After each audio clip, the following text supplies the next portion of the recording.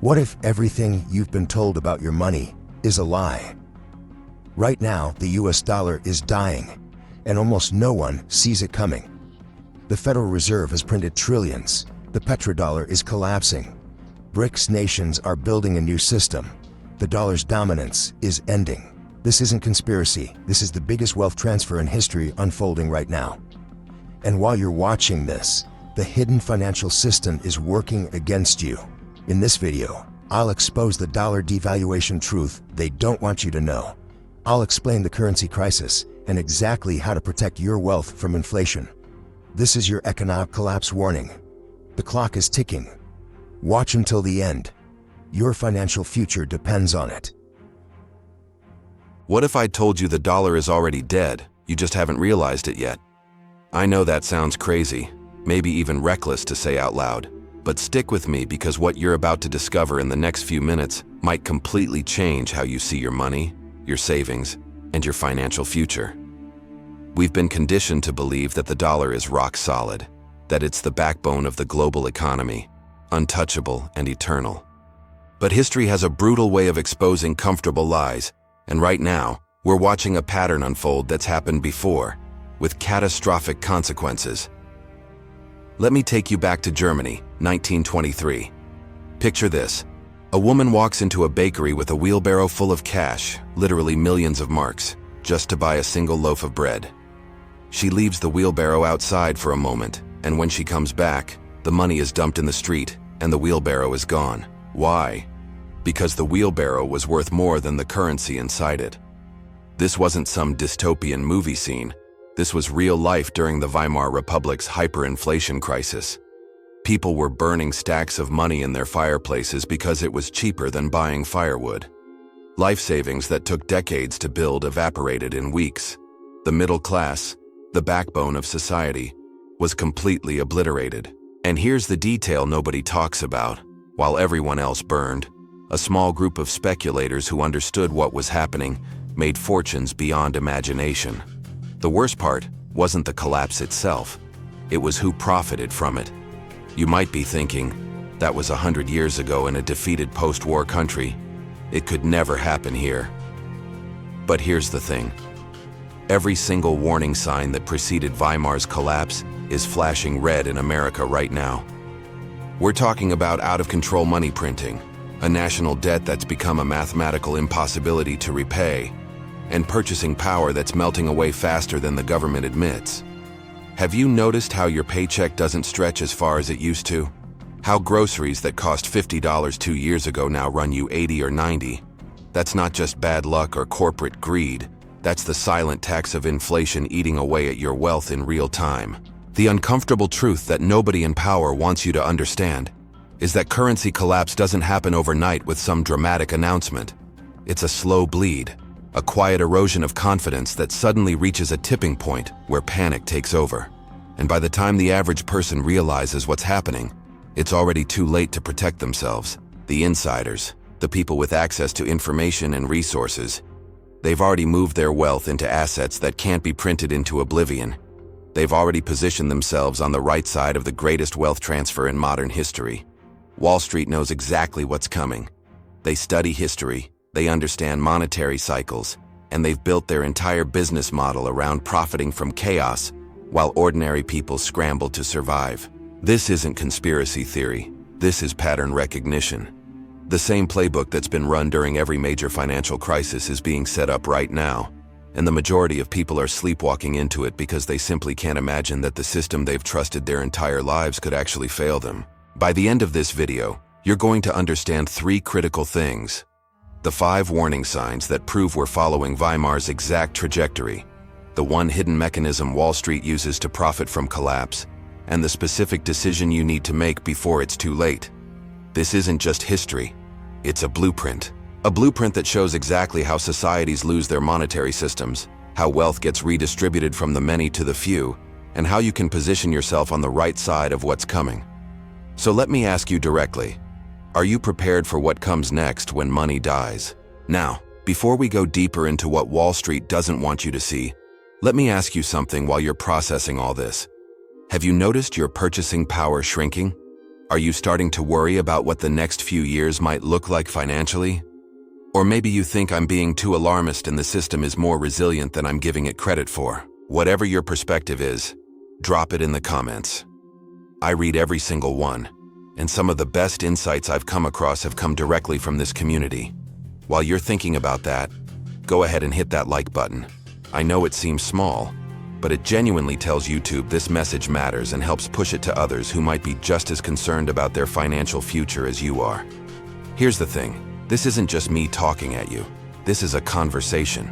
The comments section is where we build something real, where people who are paying attention can connect, share what they're seeing in their own lives, and learn from each other.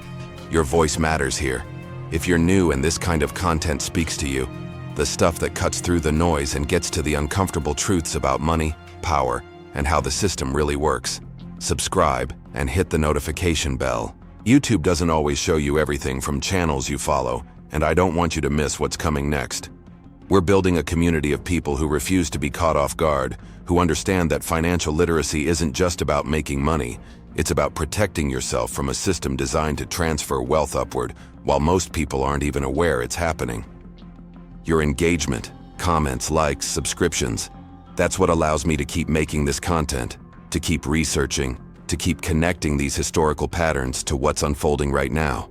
So take 5 seconds, leave that like, drop your thoughts below, and subscribe. Because what we're about to uncover next is going to completely shift how you see the financial system, and you'll want to be here for it. Here's where things get real. Because understanding what actually happened in Weimar Germany isn't just a history lesson.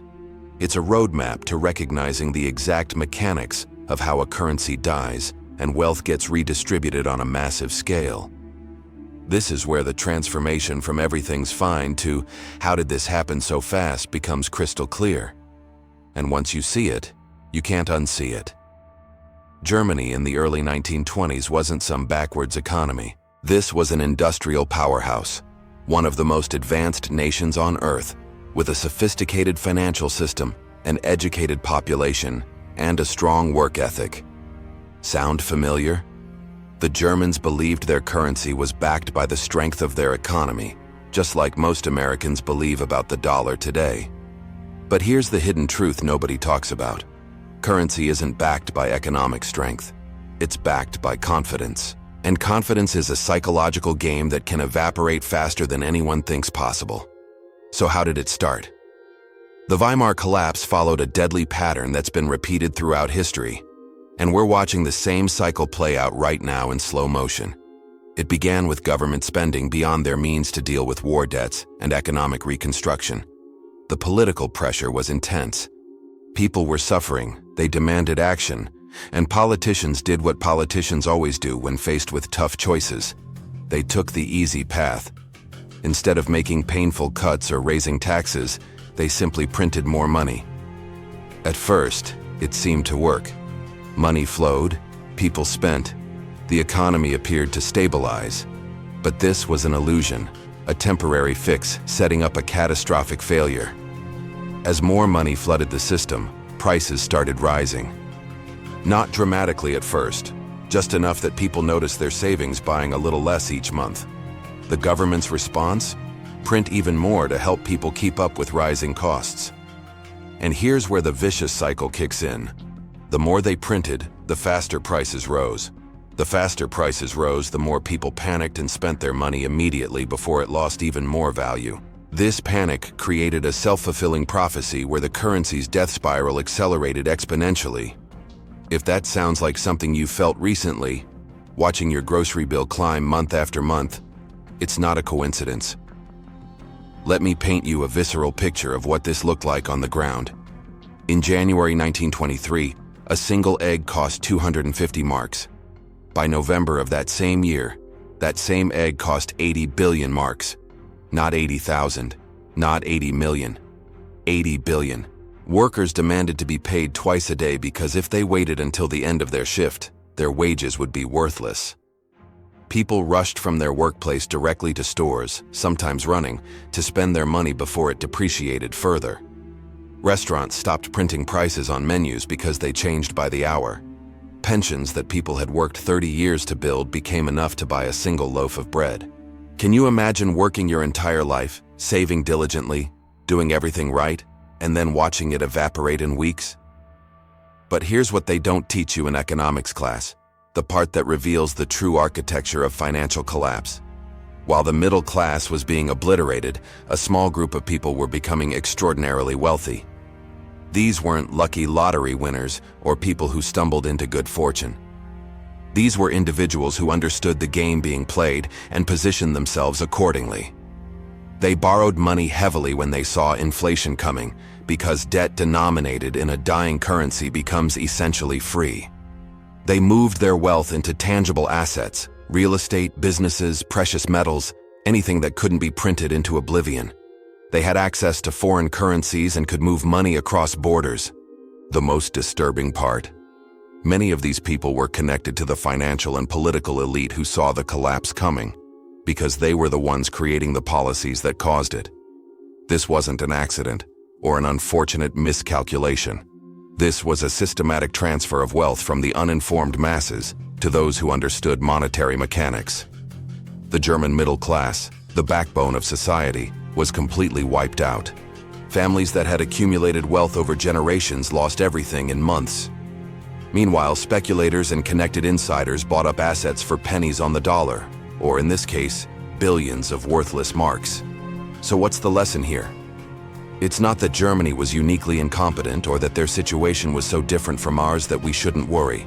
The lesson is that this is exactly how currency collapse works everywhere it happens. It follows the same pattern: excessive government spending, money printing to cover deficits, initial inflation that seems manageable, public panic that accelerates the collapse, and ultimately a complete loss of faith in the currency. Every single time, the people who understand this pattern protect themselves while everyone else suffers. And here's what's terrifying. We're not watching some hypothetical scenario. We're living through the early stages of this exact same cycle right now. The money printing since 2008, and especially since 2020, has been absolutely unprecedented. The national debt has exploded to levels that mathematically cannot be repaid through normal economic growth and taxation. The purchasing power of your dollar has been steadily eroding, and anyone who's been grocery shopping or paying rent knows the official inflation numbers are laughably understated. The only question is, are we in the "this seems manageable" phase, or have we already entered the panic acceleration phase? Drop a comment right now and write, "I see the pattern." I want to know how many of you are connecting these dots. Here's where things get real, because what I'm about to reveal is going to fundamentally change how you see Wall Street, the financial system, and who's really in control of your economic destiny. This is about understanding the hidden architecture of power, the truth that lives in the shadows behind every market crash, every bailout, every time you wonder why the rules seem to apply differently to different people. Here's the revelation that most people never connect. Wall Street doesn't just resemble organized crime. It operates by the exact same playbook, the same structure, the same mentality, just with better suits and legal protection. And this isn't hyperbole. When you break down how the mafia ran its operations and compare it to how major financial institutions conduct business, the parallels aren't just striking, they're identical. Both systems are built on three core pillars that create an untouchable empire of wealth extraction. And once you see these pillars, you'll recognize them everywhere. The first pillar is information advantage. In organized crime, this meant knowing things before your competition: where the cops were going to raid, which businesses were vulnerable, what politicians could be bought. On Wall Street, this translates into what they politely call proprietary research, or expert networks. But let's call it what it really is: legalized insider trading. The big players have access to information that retail investors like you and me will never see until it's too late to matter. They've got former government officials on speed dial, private meetings with CEOs, analysts embedded in every major corporation, and data streams that cost millions of dollars a year to access. They know about mergers before they're announced, regulatory changes before they're public, earnings surprises before the market opens. And here's the genius of it. They've created a system where this information asymmetry is considered just doing good research rather than the market manipulation it actually is. Think about what happens in Congress right now. This is documented. Politicians who have access to classified briefings about national security, pandemic responses, or economic policy somehow manage to make stock trades that perfectly time major market movements. They buy defense stocks right before military actions. They dump travel stocks right before lockdown announcements. They load up on tech stocks before favorable regulations pass. When you or I do this, it's called insider trading, and we go to prison. When they do it, it's called coincidence, and they write the laws that define what's legal. The game is rigged at a level most people can't even comprehend, because they assume there must be rules preventing this kind of corruption. There are rules. They're just designed to protect the people at the top, not you. The second pillar is market manipulation, and this is where the transformation from legitimate business to organized crime becomes unmistakable. In the old days, mobsters would run pump and dump schemes, artificially inflate the value of something worthless, get everyone excited and buying in, then dump their holdings and leave regular people holding the bag. Wall Street does this institutionally and at scale. The 2008 financial crisis is the perfect example of this playbook in action. According to official investigations and congressional reports, major banks were packaging toxic mortgages into securities, selling them to pension funds and investors as safe AA-rated investments, while simultaneously betting against those same securities because they knew they were garbage. They were literally selling poison to their own clients and then profiting when those clients got sick. Goldman Sachs, Morgan Stanley, the biggest names in finance, they all did this. This isn't opinion. It's in the public record. And when the whole house of cards collapsed and millions of people lost their homes, their savings, their futures, what happened? The banks got bailed out with taxpayer money while regular people got foreclosure notices. Let that satisfy for a second. They committed what should have been criminal fraud on a massive scale, crashed the global economy. And not only did they avoid prison, they got rewarded with trillions of dollars in bailouts and bonuses. Meanwhile, people who did nothing wrong lost everything. That's not capitalism. That's not free markets. That's organized crime with government protection. And the impact of this should shake you, because it means the system isn't broken. It's working exactly as designed. It's just not designed for you. The third pillar is what's called regulatory capture. And this might be the most insidious part of the whole operation, because it creates the illusion of oversight while ensuring nothing ever really changes. Here's how it works. The people who are supposed to regulate Wall Street, the SEC, the Federal Reserve, the Treasury Department, they come from Wall Street, and they go back to Wall Street. The head of Goldman Sachs becomes Treasury Secretary, then returns to Goldman Sachs. SEC commissioners leave to become partners at the firms they were just regulating. Bank CEOs rotate into government positions, where they write the regulations their former companies will follow. It's a revolving door that ensures the rules are written by and for the people who benefit from them. This isn't conspiracy theory. This is documented fact. You can verify it yourself. Look at the leadership of every major financial regulatory body over the past 30 years and trace where they came from and where they went after. The pattern is unmistakable. And what this means in practice is that when banks break the rules, they pay fines that sound huge to regular people, but are actually tiny fractions of the profits they made breaking those rules in the first place. It's just a cost of doing business, like paying parking tickets when you're making millions. The decisions about who gets prosecuted, what gets investigated, how harsh the penalties are, all of that is controlled by people whose careers and wealth are tied to the very institutions they're supposed to be policing. And here's what's even darker. This isn't just about making money through unethical means. It's about creating a permanent aristocracy where wealth and power are concentrated in the hands of a small group who've learned to work the system from the inside. Every crisis becomes an opportunity for them to consolidate more power, buy more assets at fire sale prices, and tighten their grip on the economic machinery that controls everyone else's lives. And they've convinced most people that this is just how things work. That it's too complex for regular folks to understand. That we should trust the experts and let them handle it. But you're here because you're not buying that anymore. You're seeing through the illusion, recognizing the patterns, understanding that the journey to financial freedom isn't about playing their game better.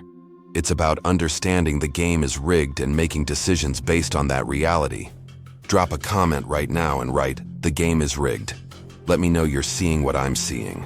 Here's where we shift from history to right now. Because understanding the past is crucial, but recognizing what's happening in real time is what separates those who'll be prepared from those who'll be blindsided. We're not heading toward a currency crisis. We're already in one. It's just unfolding slowly enough that most people haven't felt the full impact yet. Let me walk you through 5 critical warning signs flashing all around us, and I'm going to be completely straightforward with you about what each one means for your money. The first signal is the debt situation, and I'm not talking about your personal credit card debt or your mortgage. I'm talking about the United States national debt, which has now blown past $34 trillion and is accelerating faster than ever. To put that in perspective, that's more money than exists in most of the world's economies combined. But here's what makes this truly alarming. It's not just the size of the debt. It's the mathematical impossibility of ever paying it back through normal means. The interest payments alone are becoming one of the largest line items in the federal budget. We're borrowing money just to pay the interest on money we already borrowed. This is the exact death spiral that precedes every sovereign debt crisis in history. When a country reaches the point where it can't service its debt through tax revenue and economic growth, there are only 2 options: default or inflate. Default means admitting you're broke and facing immediate catastrophic consequences. Inflation means slowly destroying the currency's value so you can pay back debt with worthless money. Guess which option governments always choose? And this means one thing: the decision to devalue your savings has already been made. You just weren't consulted. The second signal should terrify anyone who understands global finance. The dollar is losing its status as the world's reserve currency. And this is happening faster than most people realize. For decades, the dollar's dominance meant that countries around the world had to hold dollars to conduct international trade. That created artificial demand that kept the dollar strong regardless of how much we printed. But that consensus is cracking. The BRICS nations, Brazil, Russia, India, China, South Africa, and now others joining, are actively creating alternative payment systems and discussing trade arrangements that bypass the dollar entirely. Saudi Arabia, which has priced oil exclusively in dollars for 50 years, is now openly discussing accepting other currencies. Here's what this means in plain terms. When the rest of the world stops needing dollars for trade, all those trillions of dollars held overseas will come flooding back to America. And the impact on domestic inflation will be catastrophic. This isn't speculation. This is already in motion. And this means one thing: the artificial support that's been propping up the dollar for decades is disappearing right now, while most Americans aren't paying attention. The third signal is the gap between official inflation numbers and your lived reality. Government officials keep insisting that inflation is under control, that it was temporary, that everything's getting better.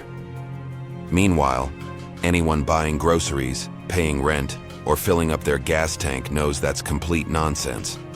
Real inflation, the kind that affects your actual cost of living, is running far higher than official numbers suggest.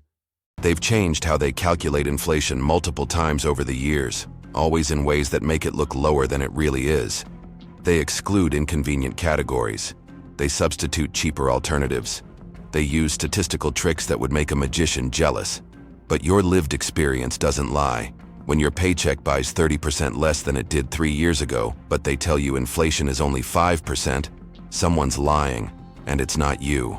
And this means one thing: you're being gaslit about your own financial reality while your purchasing power evaporates in real time. The fourth signal is the growing disconnect between Wall Street and Main Street. Stock markets keep hitting record highs. Corporate profits are through the roof. Billionaires are adding to their wealth at unprecedented rates. Meanwhile, ordinary Americans are struggling more than they have in generations. How does that make sense? How can the economy be simultaneously booming and failing?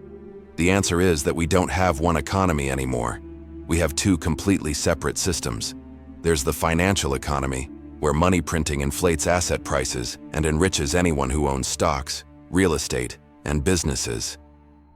Then there's the real economy, where people work for wages that lose purchasing power every month and try to afford basic necessities with depreciating currency. This bifurcation is exactly what happened in Weimar Germany. The stock market soared while regular people starved because stocks represented claims on real assets, while currency represented nothing but government promises. And this means one thing: wealth is being systematically transferred from wage earners to asset owners. And if you're not positioned on the right side, you're the one being transferred from. The fifth signal is the global currency war that's intensifying. And this is where things get really dangerous, because there's no way out that doesn't involve massive pain for someone.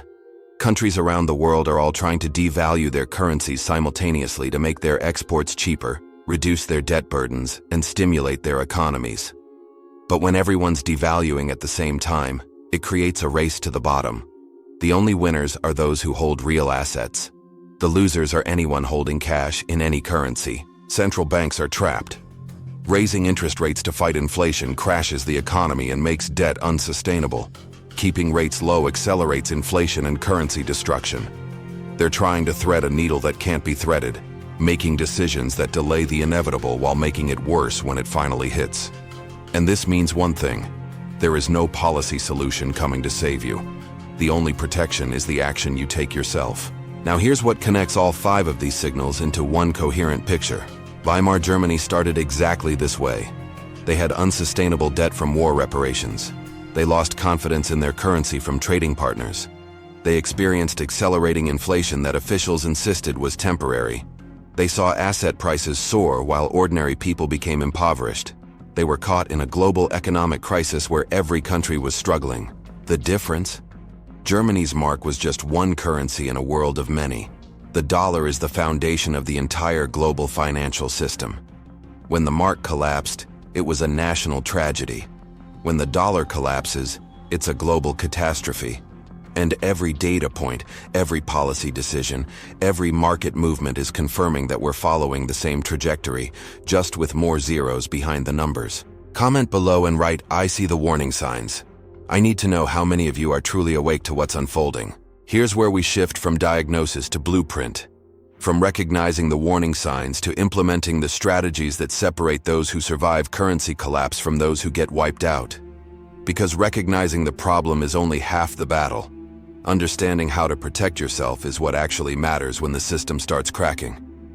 What I'm about to share isn't theoretical. These are proven survival tactics that worked in Weimar Germany and in every hyperinflationary crisis throughout history. Real people used these strategies to protect their families while everyone around them lost everything. This is your protection framework, and I'm breaking it into 3 levels so you can start wherever you are right now.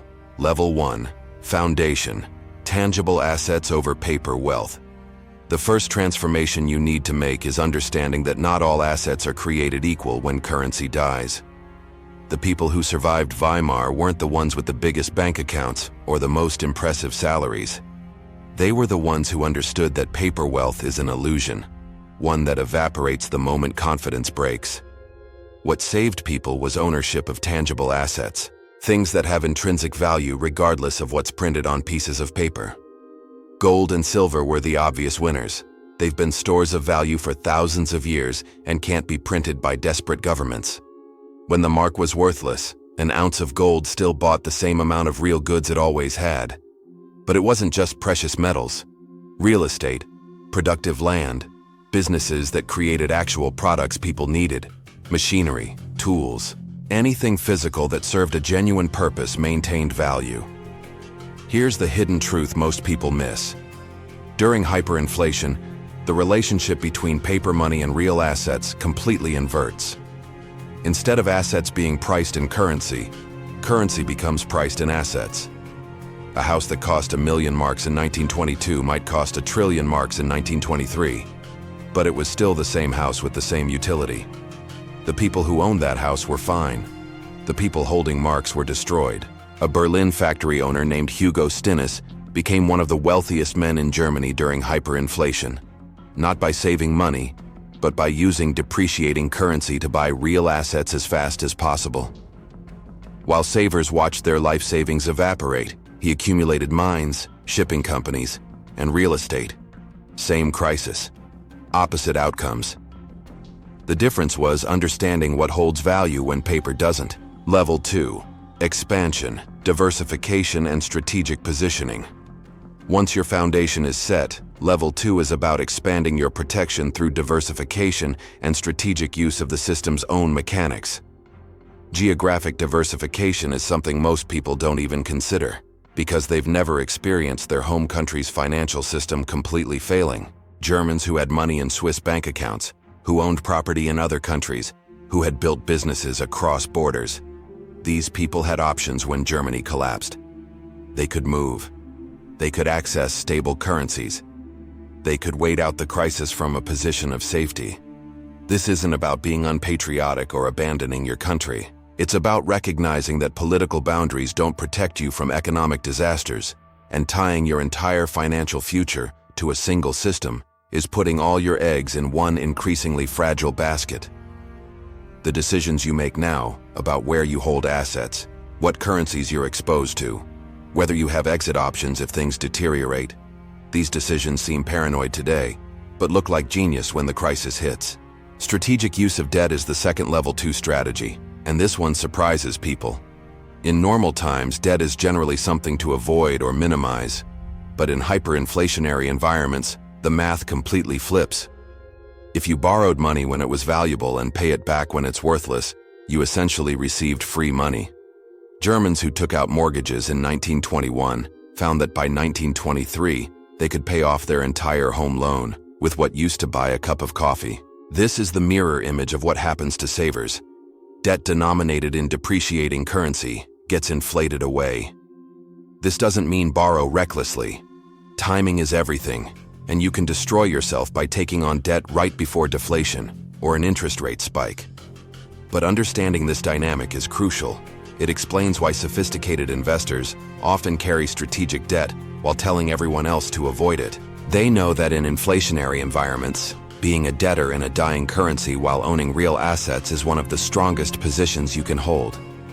A middle-class German family took out a mortgage in early 1922 to buy a small apartment building.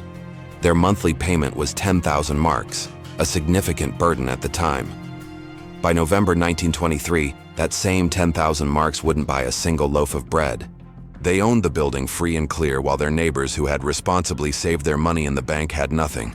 Same starting point. Opposite decisions. Completely different futures. Level 3. Mastery. Skills, relationships, and timing. Level 3 is where most people never reach, but it's what separates those who merely survive from those who thrive through crisis. Skills and relationships become more valuable than money when currency collapses. In Weimar, people with practical skills, tradesmen, farmers, doctors, anyone who could provide real value directly, suddenly found themselves in high demand. They didn't need currency to survive. They could barter their skills for food, shelter, whatever they needed. Meanwhile, white-collar workers who pushed paper and relied entirely on their salaries were devastated.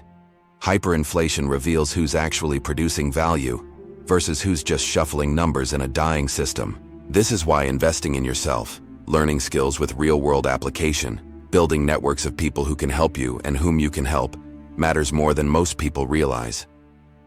When paper wealth disappears, human capital becomes the most valuable asset you have. Timing and agility is the final piece, and arguably the most difficult because it requires something most people struggle with: clear-eyed assessment without either panic or denial. Here's the harsh reality.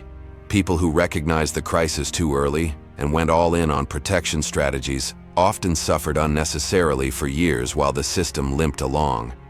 Those who waited too long found that by the time they tried to act, the exits were crowded, assets were already repriced, and opportunities were gone. The sweet spot was recognizing the trajectory, beginning to gradually reposition, staying flexible enough to accelerate when conditions warranted, but not being so paranoid that you impoverished yourself early preparing for something that hadn't happened yet. A German banker named Hjalmar Schacht watched the inflation develop and quietly began converting his savings into foreign currency and tangible assets starting in 1921. Not all at once, but steadily, month by month. He didn't panic. He didn't wait. He simply acted on what he saw coming while others debated whether it was real. When the collapse came, he was positioned. He later became the architect of Germany's monetary recovery. His preparation wasn't luck, it was pattern recognition plus disciplined action. The connecting thread. What connects all three levels is a fundamental shift in how you think about wealth and security. This isn't about getting rich quick or finding some magic investment. It's about understanding that the system most people trust to protect their wealth is actually the mechanism that's going to destroy it, and making decisions based on that reality rather than on comfortable assumptions. The people who survived Weimar weren't lucky. They weren't insiders. They simply understood the game being played and refused to keep all their pieces on a board that was about to be flipped over. Every currency collapse reveals the same pattern. Those who trusted the system got destroyed. Those who understood the system and worked around it survived or thrived. It's not about whether a dollar collapse will happen. Every fiat currency in history has eventually failed. 100% of them. No exceptions. It's about when it happens and whether you're positioned correctly when it does. You don't want to be standing in bread lines trying to figure out where it all went wrong.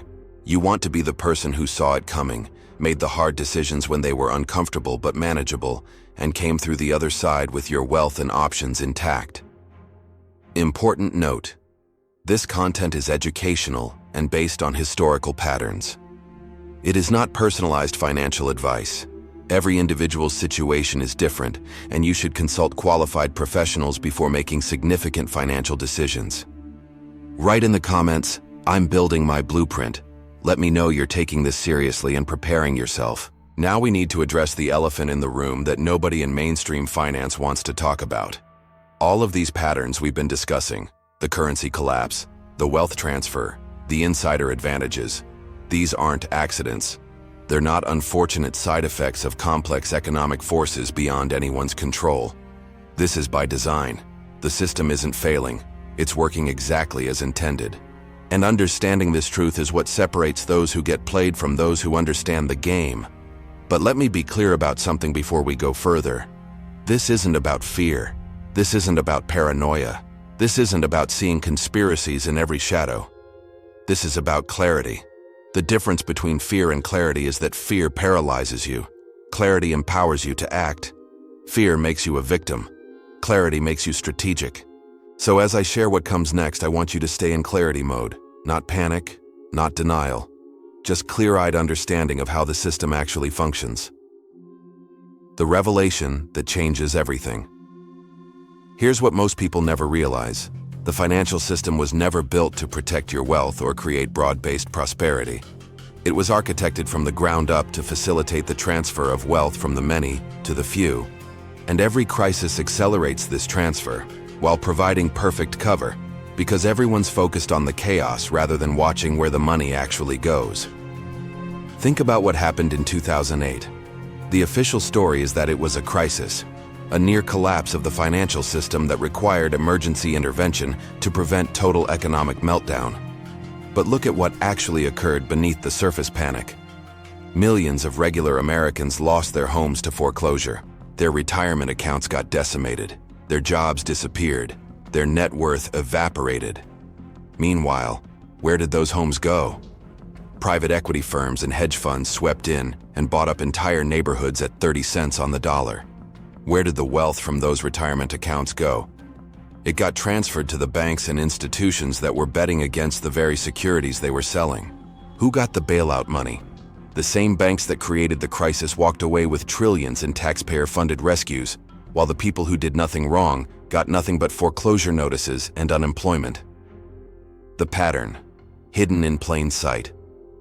This wasn't a failure of the system. This was the system functioning exactly as designed.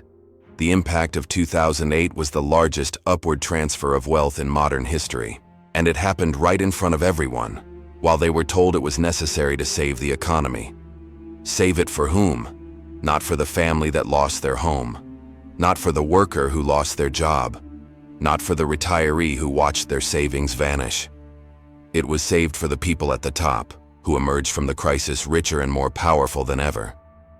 The blueprint is devastatingly effective because it's wrapped in the language of crisis and necessity.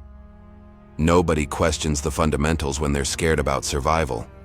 Nobody asks who benefits when everyone's worried about losing everything. The repeating cycle. The transformation in understanding comes when you realize that every major financial crisis follows this exact pattern. The crash of 1929 and the Great Depression. Massive wealth transfer upward. The savings and loan crisis of the 80s. Regular people lost their deposits while connected. Insiders bought failed institutions for pennies. The dot-com crash. Retail investors got wiped out while venture capitalists and early insiders had already cashed out. The 2008 housing crisis. We just covered that. Different decades, different triggers, same outcome, and now we're being set up for the biggest one yet. The currency crisis that dwarfs everything that came before. Because this time it's not just homes or stocks or savings accounts. It's the dollar itself, the foundation of everything. When the dollar finally breaks, the wealth transfer won't be measured in billions or even trillions. It will be the entire accumulated wealth of the middle class getting vacuumed up by those who position themselves correctly. The mindset shift. Here's the mentality shift you need to make. These aren't natural disasters like hurricanes or earthquakes. These are engineered outcomes. The people at the top study history. They understand monetary cycles. They know exactly how this plays out because they've seen it play out repeatedly. They position themselves on the right side of every crisis because they have advanced knowledge, insider access, and the resources to move quickly when opportunities arise. While you're being told to stay calm and trust the system, they're quietly moving their wealth into hard assets, taking on strategic debt, diversifying internationally, preparing to buy everything that gets liquidated when panic finally hits. The truth that Wall Street hides isn't that they're smarter or work harder or provide more value. It's that they've captured the machinery of money creation and regulation, and they use it to systematically transfer wealth from people who work and save to people who understand how to exploit monetary debasement.